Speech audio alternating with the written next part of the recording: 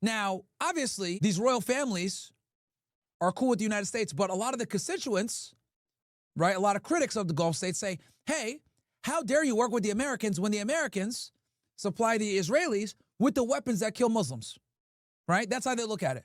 Like, how are you going to go sit there and work with the Americans? And they also work with the Israelis underhand, by the way. The Saudis and the Israelis work together. They just don't do it openly. But one of the big criticisms that these Gulf states get is for working with the United States and working with Israel behind the scenes. So if the U.S. can't even protect them from Israel, who is the main aggressor in the Middle East, why are they working with them? And this has raised some serious questions all across the Middle East, where Israel clearly can be reeled in, and they do whatever that they want to do. Why can't the United States control these guys? Because Israel is the main aggressor in the region.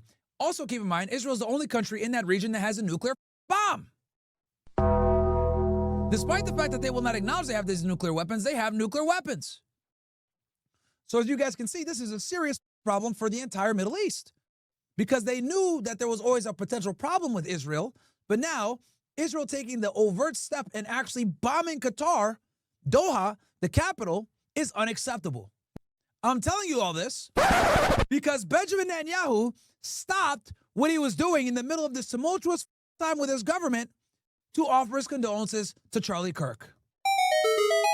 Do you see now the gravity of the trouble that Israel's in, while simultaneously the prime minister stepping away to tweet this stuff while in the middle of a war in like 7 different places and potentially just starting a war with what was supposed to be an ally?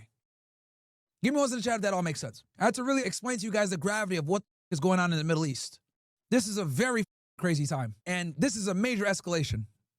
Bombing Qatar. Insane. I was shocked when I saw it. And they didn't even get the guys. That's the worst part, bro. They didn't even kill the guys they wanted to kill.